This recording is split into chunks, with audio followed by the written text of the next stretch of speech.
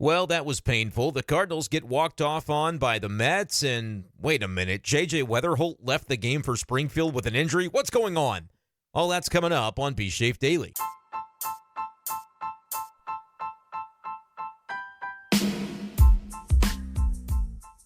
What's going on, everyone, and welcome into this edition of B-Schaeff Daily. Brenden Schaeffer with you. It is Friday evening, April 18th, 2025. Oh, boy. That was tough. That was a rough one for the Cardinals. They lose 5-4. Francisco Lindor again. He is a thorn in the side of the Cardinals, and Sunday evening can't come soon enough when the Cardinals don't have to see that guy for a while because he's been absolutely killing them.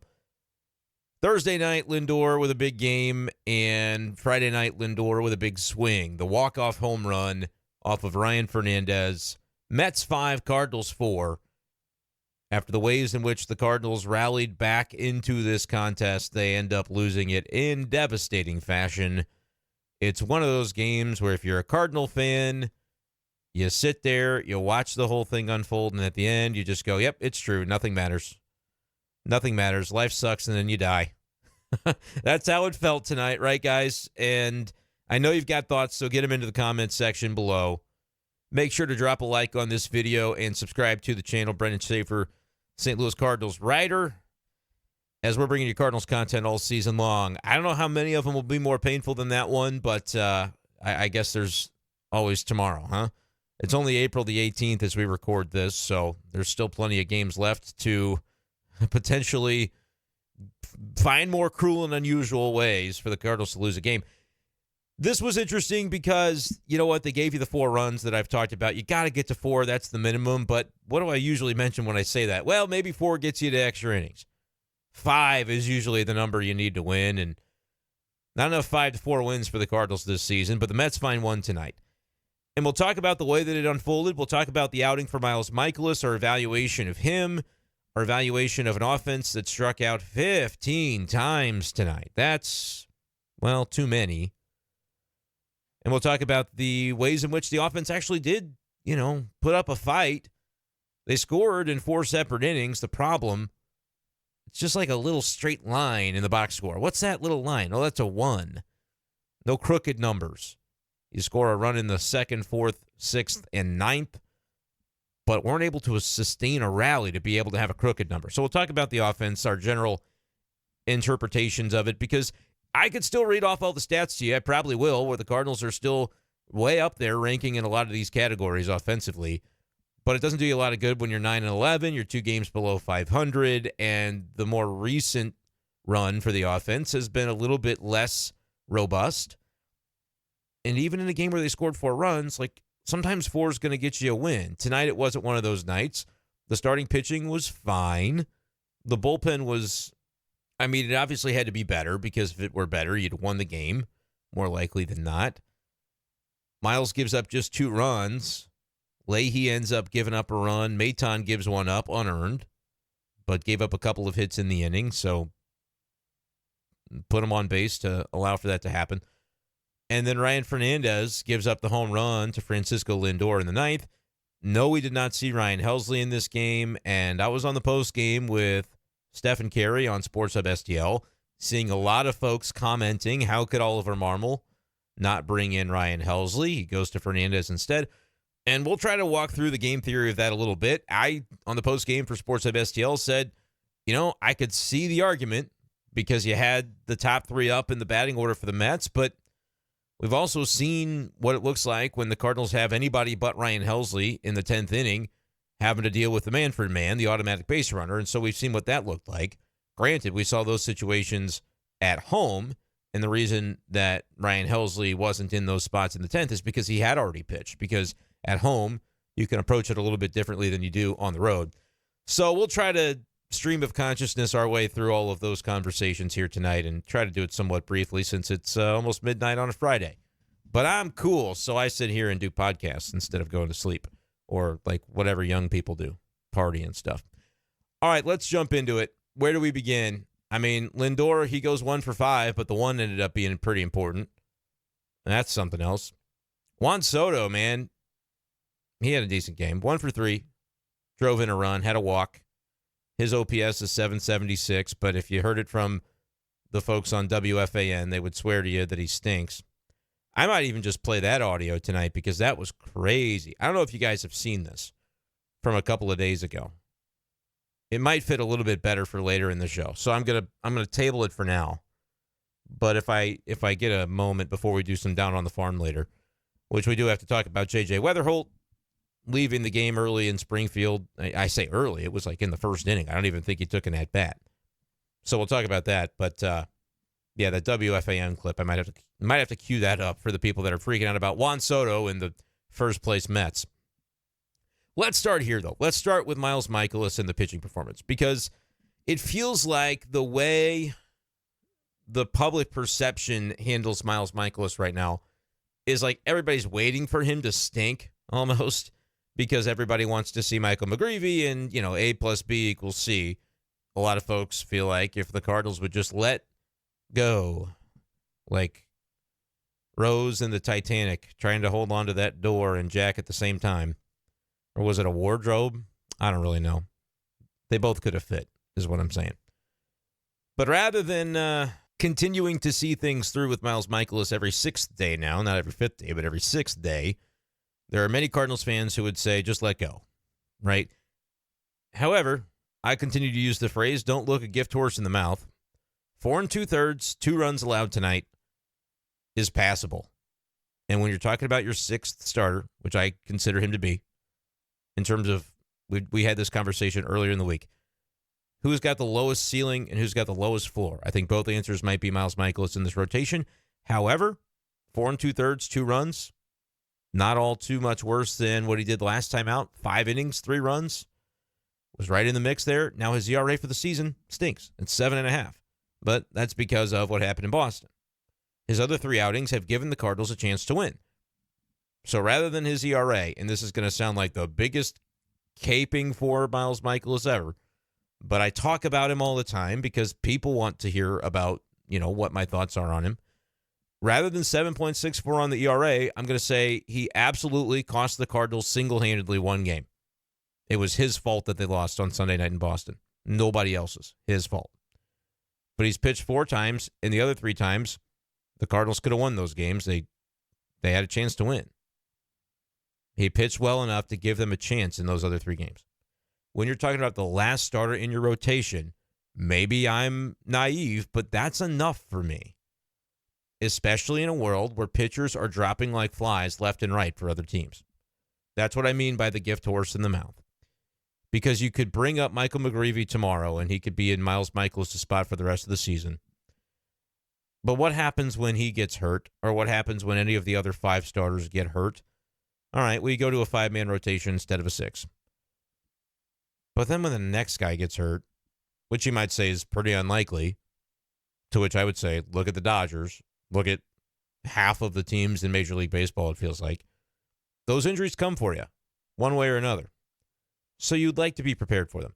My point is, the gift horse is the one that you go, I'm not really very excited about this. I'm not jumping out of my seat, running to the box office to make sure I get some tickets to watch Miles Mikolas every 6th day. It's how you feel as a Cardinals fan, I'm sure. But when he goes 5 innings and gives up 3 runs, or he goes 4 2/3 and gives up 2 runs like he did tonight, that's got to be enough, man, for your 6th starter. And I applaud Ollie Marmol as well for, you could say, well, he should have gotten him through 5. You're joking if you feel like he should have faced Winker for a 3rd time. Thank your lucky stars that he didn't get damaged by him the first 2 times, despite Jesse Winker's career stats against Miles Mikolas, and do the sensible thing and bring in John King. Yes, does it kind of burn him, and then you end up in a little bit of a pickle for the rest of the game with your bullpen because you're limited on who you could go to? Yeah, sure. But I think that's a spot where it made sense to limit the damage and keep the game where it was. John King charged with 1 batter. He gets him out, and guess what? He's going to be available to do the same thing tomorrow. That's the luxury of being a loogie and getting your 1 man, even in 2025 with the 3-batter minimum. It doesn't apply when you're finishing an inning. So I think that played out just fine. But then you have Kyle Leahy give up a run. It's a home run, solo shot in an inning and a third that he threw. And Jojo Romero did not look sharp. And so then suddenly, like, things start to stack on your bullpen, where you do get to the ninth inning, you've got a lot fewer options to go with. And it may not have really made too much of a difference because the righty that you're looking to go with is not going to be impacted as much by Jojo, but it could have been, right? Like, if you play it out, Jojo, instead of only getting one out and walking two guys, where Maton's got to come in for the rescue, maybe Jojo gets that inning clean. Or maybe in theory, Kyle Leahy goes full two. But I think that's a lane where it's fair to go to JoJo. But if Leahy didn't give up the home run and, is 1 out away from being able to get through, maybe they do find him through the 6th. And then, you can save JoJo for the next spot if there is another spot. But it ends up being that JoJo walks a couple of guys, so Maton's got to come in a little bit earlier than planned. And not only that, you try to get a second inning out of him, and that's where he runs into the trouble. That maybe I could be wrong, but that may be the first time that we've seen Phil Maton on an up and down. And it comes, of course, against the Mets, who he pitched for last year. And there was that story. I don't know if you saw it on Twitter, but the New York Post got a chance to talk, I guess, with Phil Maton. And he basically said he's on that revenge tour out for the other 29 teams that didn't give him any attention in spring training. Or, pardon me. Well, I guess, yeah, in free agency. And then he signed with the Cardinals late in spring training. So, and yeah, this is the first time all year that we saw Phil Maton pitch in an inning, take a seat, and then come back for the next inning. They call that an up-down. I'm looking at the game logs, the box scores. The first time we've seen that. So if JoJo does his job without walking two guys, that doesn't happen. And maybe you end up having Phil Maton for just the inning that he pitches rather than having to come in for a rescue mission, right? He might just get the 8th, which maybe is going to allow him to be more effective instead of giving up a run that he gave up. So it may not even be the situation that you're using Ryan Fernandez in the 9th because you're doing it with a 1-run lead at that point. And so it would have been Ryan Helsley. These are the things that we dive into on b-schaeff Daily for a reason. People might think it's minutia. You might think it doesn't matter. But I like diving into the spots of games where you go, hey, do y'all recognize where this game actually turned? Sure, I saw Lindor hit the ball 500 feet. I saw the same thing you saw. If he homers off of Fernandez, ends the game, totally. I get that. But it's not just that moment that created that spot because Fernandez is arguably not even in the game if the bullpen, as it was laid out previously, ends up going a little bit more smoothly. Cardinals have a lead. It's Helsley's spot for sure. That's not how it went down. The end is always what's going to be scrutinized, but the other stuff led to it, and I think is almost just as important. Now, I'll say this. Watching that game unfold, unbelievable. Brendan Donovan, I still maintain they have to get the paperwork for the contract extension. If they didn't get it into the visitors' clubhouse postgame, just go ahead and slip it into his locker, and he'll show up to the ballpark on Saturday and see it. He can sign it real quick, and we can be done with that. Right? Obviously being hyperbolic, facetious, all of the above. But come on, this dude is the heart and soul of this team. And we continue to see it day after day. He's going to have a very well-deserved all-star campaign this year if he keeps up what he's doing right now. Just a clutch swing in a spot where it felt like this game had nothing in the way of momentum for the Cardinals offensively. They scored a run in the 2nd, one in the 4th, one in the 6th. And I do want to give them credit for the way that they're doing it. Pedro Pages sneaks a right side ground ball through the infield to drive home the first run. Jordan Walker does the same thing in the 4th inning on a real nice piece of hitting. A little bit of an odd shift, but he hits right into the perfect spot to the right of the first baseman who was playing deeper into the hole towards second. But that was, I believe, right after Brendan Donovan took a base. And then Jordan Walker, right into the situation that it needed to be, comes up with a clutch base hit, gets that second run. So, we're seeing some of those little moments playing out in a really productive way for the Cardinals. Pedro Pages, clutch piece of hitting, base hit type of vibe. Jordan Walker, the same thing 2 innings later, okay? Nolan Arenado doubles home Wilson Contreras, who had a tough game but gets that double in the 6th inning. and then they trade places with Arenado doubling him home. Contreras had 3 strikeouts, but had the double that ended up turning into the run that gave the Cardinals a 3-2 lead momentarily. And then you give it right back with the, I believe that was the Vientos home run in the bottom of the 6th inning. So you're into a 3-3 tie game, trying to figure out a way ahead again. Then the Mets take the lead, 4-3. Again, Phil Maton having some trouble there. But Donovan gives you a shot. So, like, there were moments where you look at clutch base hit, double, clutch home run. But they're all single scores. It's hard to win games without those crooked numbers, especially when you've got Miles Mikolas on the mound. It's not an indictment of him necessarily, but he's your 5th or 6th starter, and he's going to give up a couple of runs. Your bullpen gave up 3 today. It was just going to take a crooked number or 2, and the Cardinals weren't able to come up with that offensively. It's hard to reckon with when we can look at the box score and say 3 for 6 with Risp, scored 4 runs, had 8 hits, a lot of things that they're doing well. I can rattle it off for you. I can tell you exactly where the Cardinals rank in a lot of these statistical categories on offense. It doesn't feel like it simply because they're losing games, and we've been raving about how much more consistent the pitching has been the last 10 days, 2 weeks, whatever it's been. And it just doesn't seem like that should track, that we can be praising the offense and the pitching at the same time, and yet they're not really winning more games than they're losing. But I'll read it off for you. Tell me if you believe these numbers, because I'm getting them straight from MLB.com. 270 team batting average this season, ranks 2nd in MLB out of 30 teams. On-base percentage of .337, ranks 5th in MLB of all 30 teams. Their slugging percentage ranks 7th in MLB of all 30 teams at .416. The OPS, which is on-base plus slugging, 5th in the league, 753 OPS, behind the Padres, Cubs, Yankees, and Diamondbacks. The Cubs and Diamondbacks combined to score like 16 runs in the 8th inning today. The D-backs scored 10, the Cubs scored 6, in the bottom half, and the Cubs won. The wind was blowing out at Wrigley. I believe for those in the sports betting world, the game total, basically like whatever Vegas predicts the total runs will be, give or take, was 11.5. Most games are not that high on a game total because you wouldn't expect to see that many runs scored. But when the wind is blowing out at Wrigley, 15 to 20 miles per hour on a Friday afternoon matinee, that is, it wasn't enough because they went way over that 11.5 total with the combined runs for both teams. My point is, the two of the 4 teams ahead of the Cardinals in OPS they were hitting in a Little League stadium basically today. So that might contribute to why those teams got a nice little boost. It's still early enough in the season that one crazy game like that can actually increase your numbers pretty substantially. So anyway, the Cardinals have these stats where they're top 7 in every category I just read off.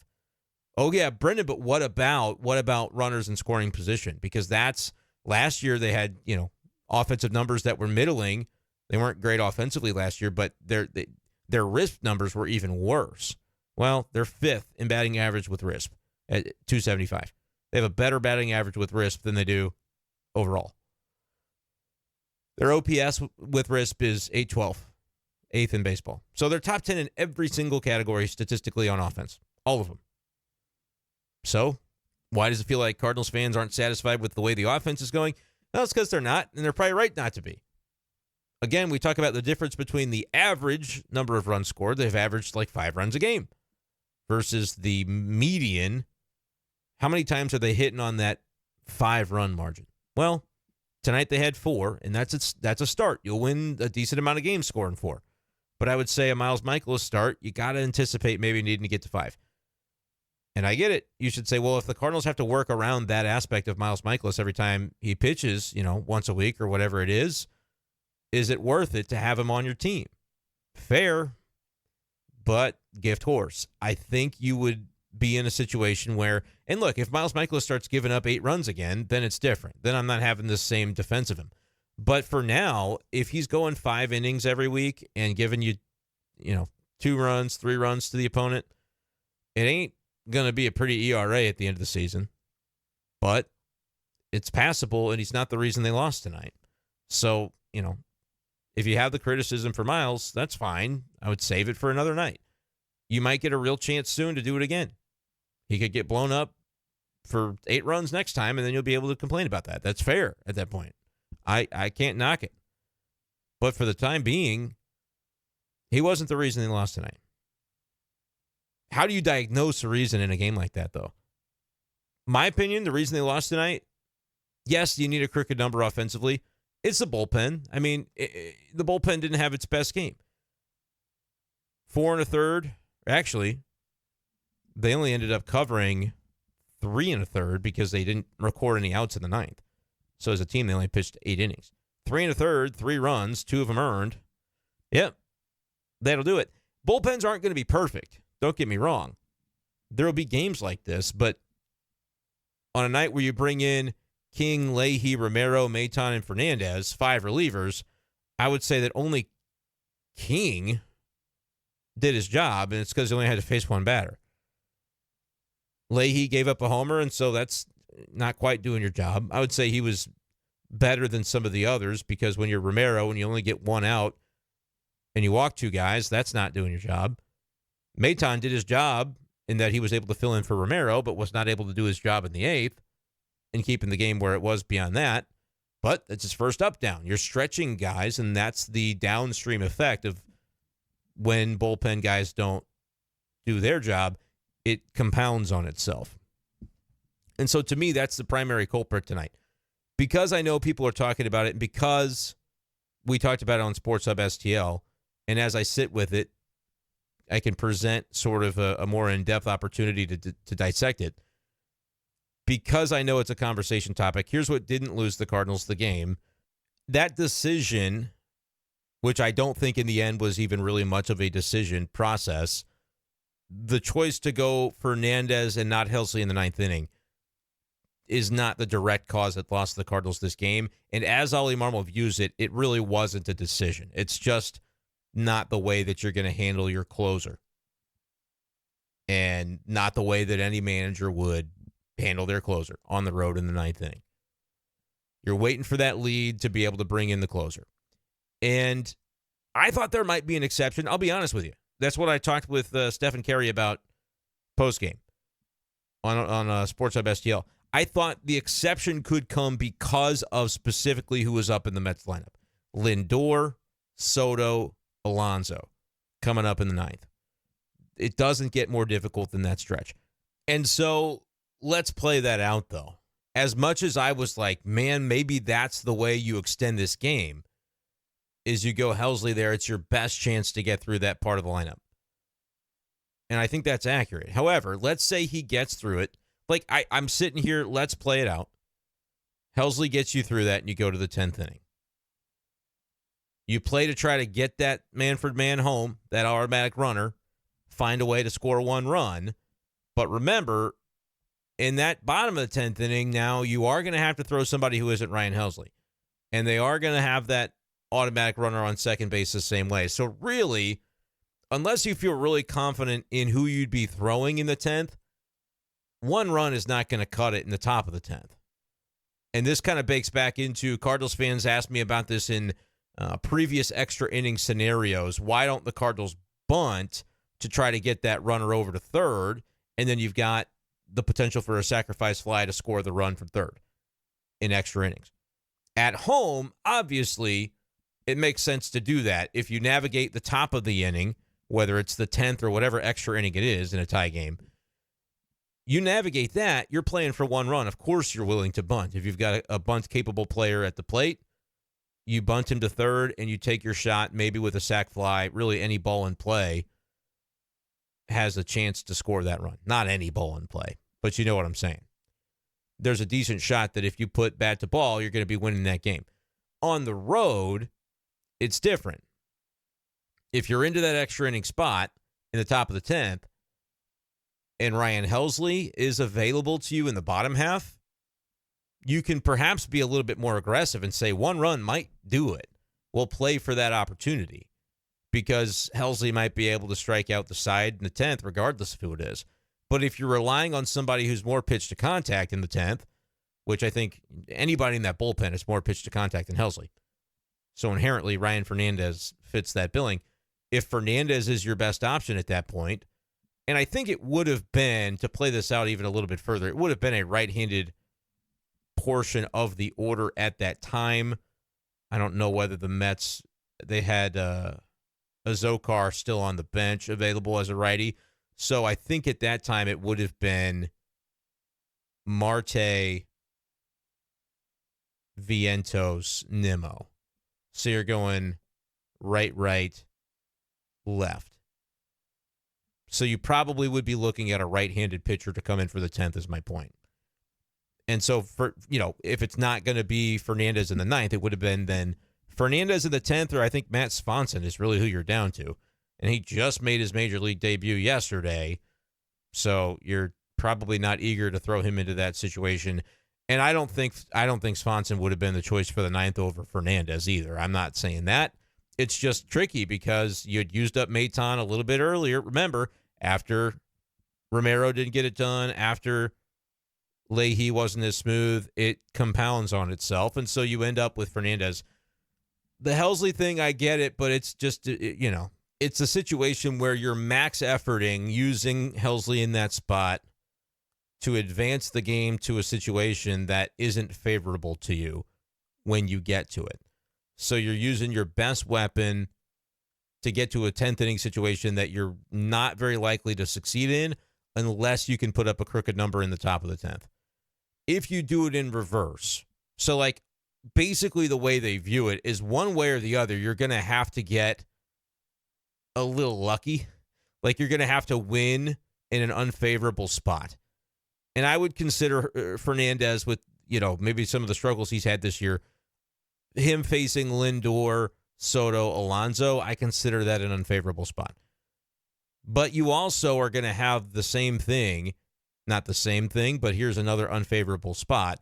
Fernandez facing 4, 5, and 6 with a guy already starting on second base, and you lose the game if that happens.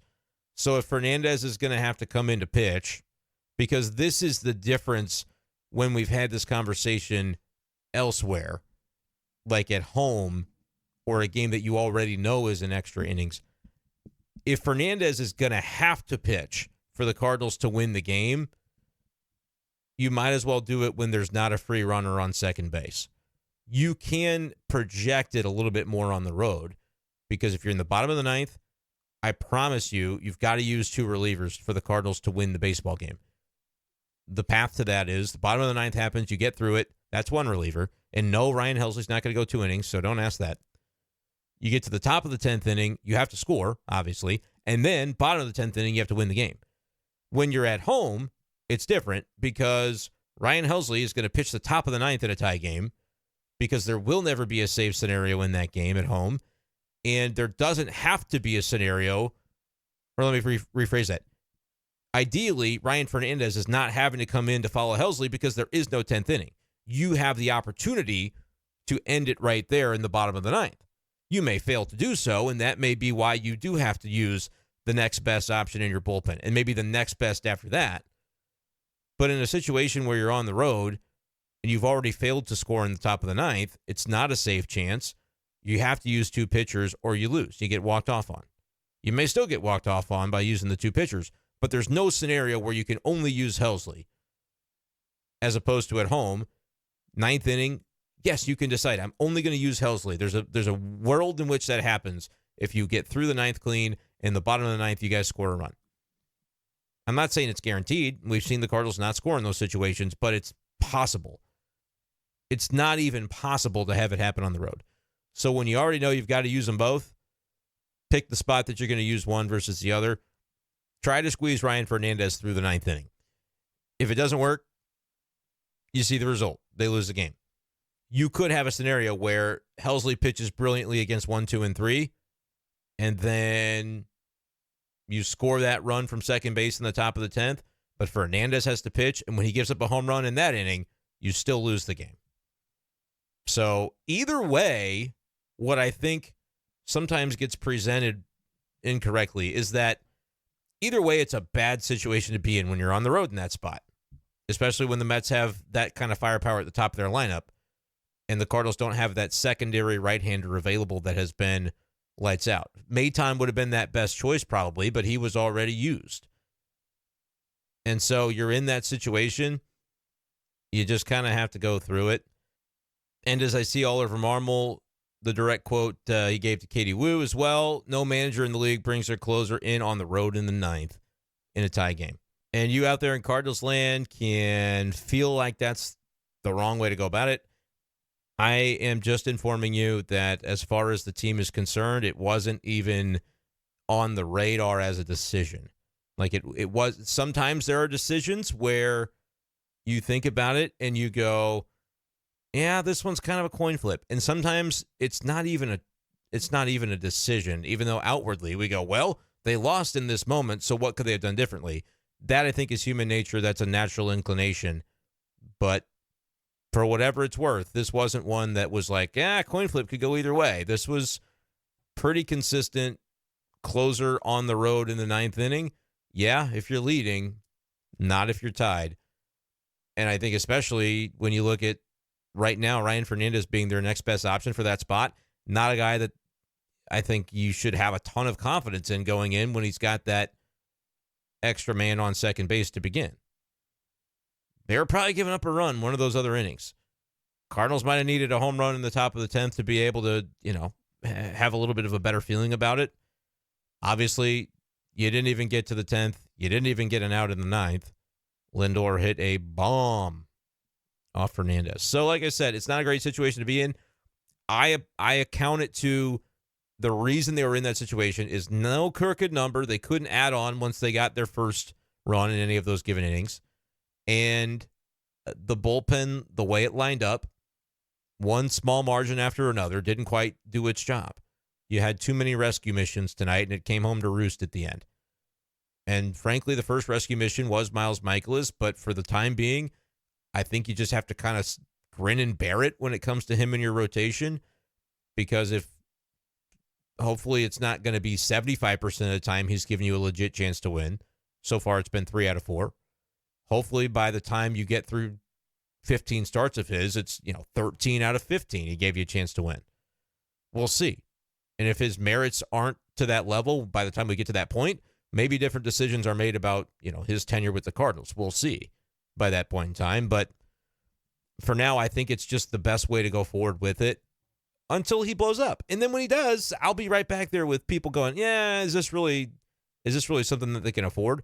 But you can afford your sixth starter to go 4 2/3 or 5 innings and give up 2 runs or 3 runs and have that happen like once a week. You can afford that for now. And they should have, frankly, been able to win the game. Felt that a couple of times when he's pitched. And, tonight was one where they fall short once again for all the other reasons that we mentioned. But as far as like the scrutiny on Mikolas, yeah, it'll be fair when it's back to the point where he's getting lit up like it happened in Boston. But maybe he's turning a corner to where he's just going to be that guy that gets a 4.2 ERA and is very unsexy and very just middle of the road. But if that's the back end of your rotation, you can live with that. If he's got the worst ERA in the group, I do think you can live with that, especially as you look down and go, well, Cooper Jerpy. Well, maybe not. Yeah, but what about Quinn Matthews? Well, no, he's hurt too.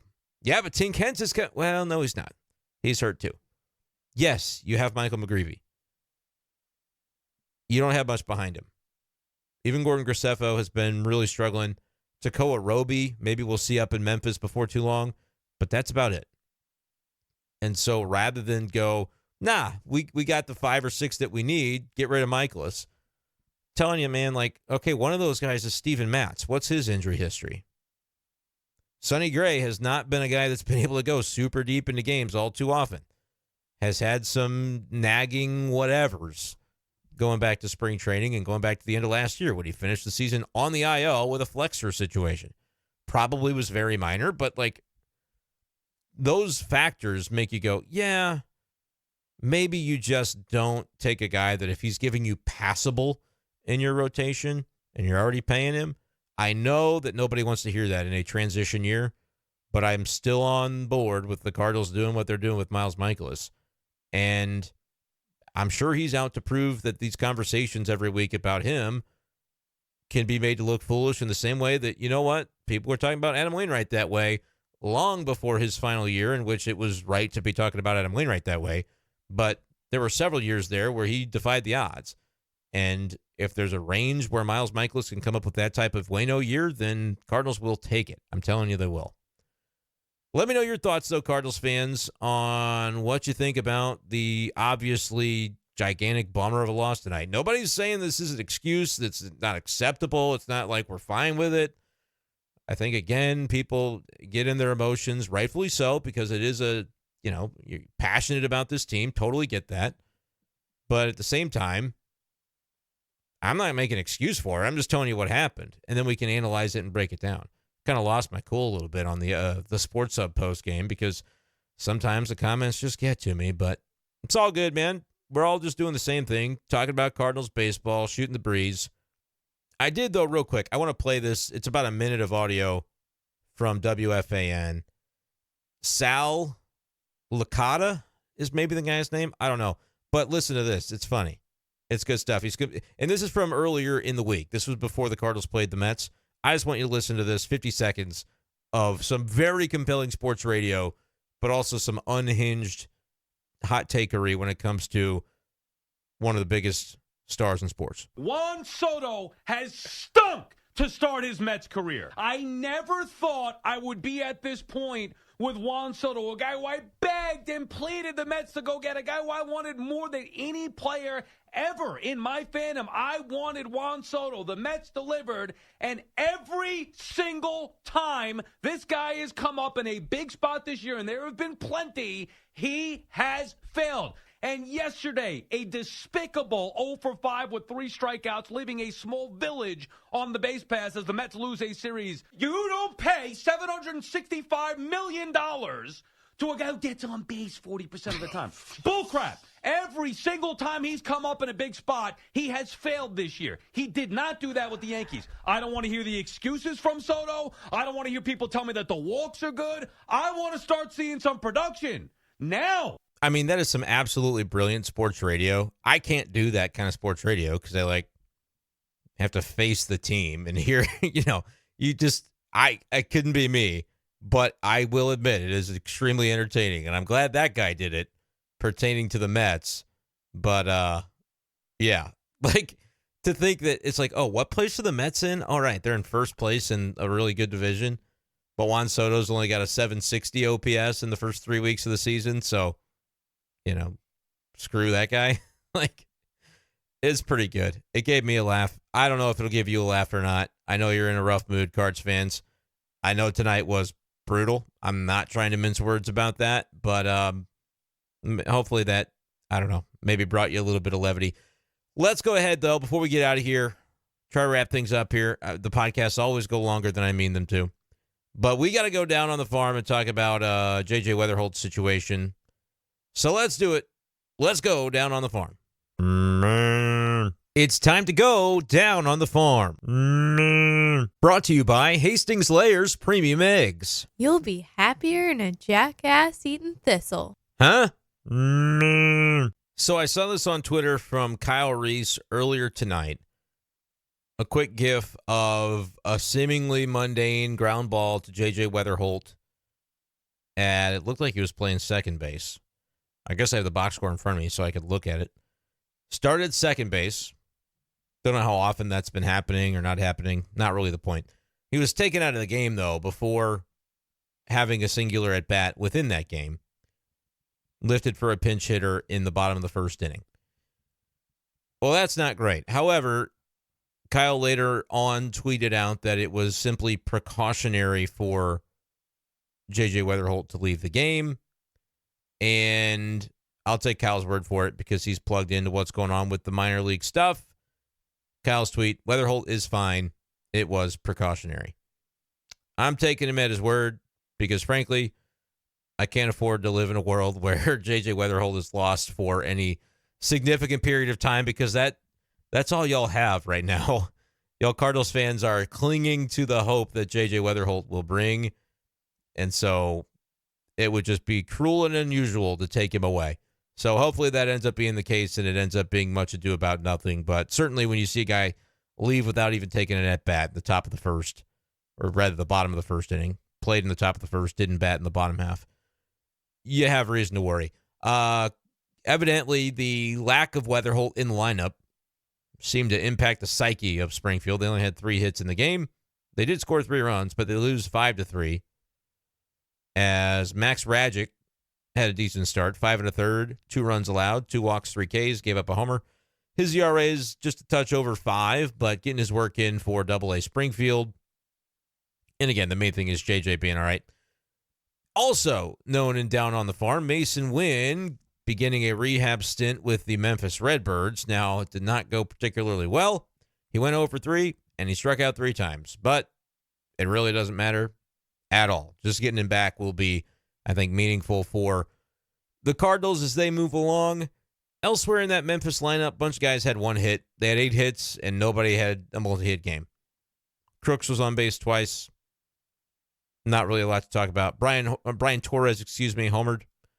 And that's your update on the Memphis lineup. Graceffo got the start. 5 innings, gave up 4 runs, but only 2 of them were earned. Andre Granillo might be deserving of a look here in St. Louis before too long. 4 strikeouts in 2 innings of relief for him. Gave up a walk and a hit, but no runs. Granillo has the ERA down to 1.08 with the Redbirds. So he could be, they're getting a look at Matt Swanson. Swanson was on the 40-man. I don't believe Granillo is, and so that's, part of the explainer there. But Granillo is kind of getting to that point where use him or lose him, right? Like, if he's just going to be minor league depth, eventually he'll be Rule 5 eligible. I don't know if that'll be after this season or when that will be.